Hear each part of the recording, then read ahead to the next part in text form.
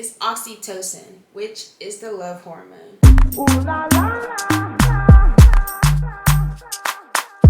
Ooh la la Hey everyone, welcome back to my channel. I am Kayla, aka Fitmomsblog, and I am back with another video.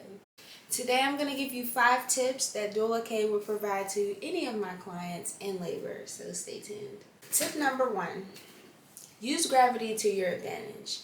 During labor, gravity can help you to help baby to move down, so my biggest tip is to use that to your advantage. Also when you're pushing on your back is not conducive to the way our body is made up.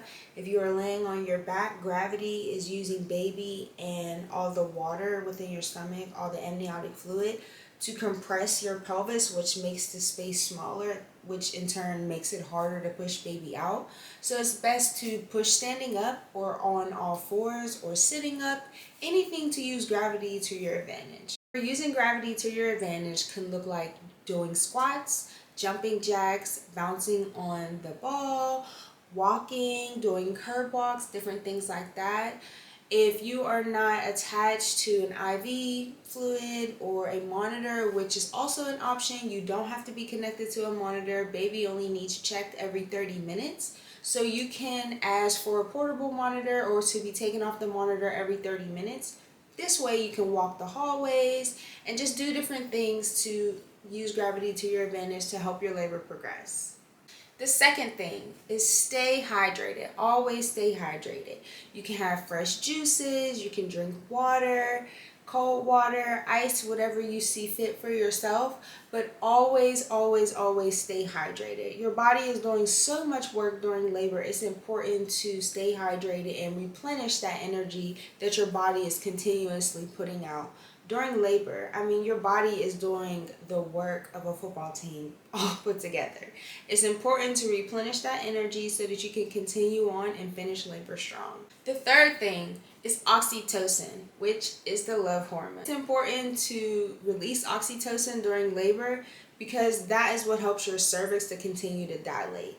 If you notice that when people get induced, the medicine Pitocin is introduced into the IV, and that is what you are given to help your labor start.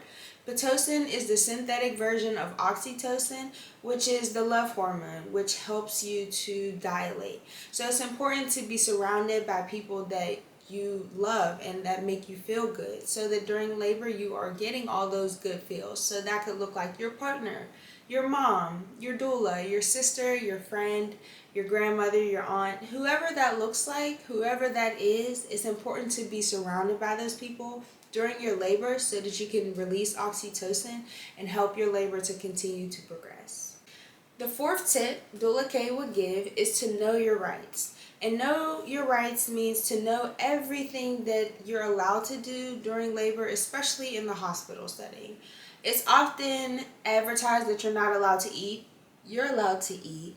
You are allowed to walk around and move around during your labor. The only time that you can't move around is when you've gotten an epidural or if you've used the laughing gas. You're asked to sit down for, I think with the laughing gas is about 10 to 15 minutes in between usage.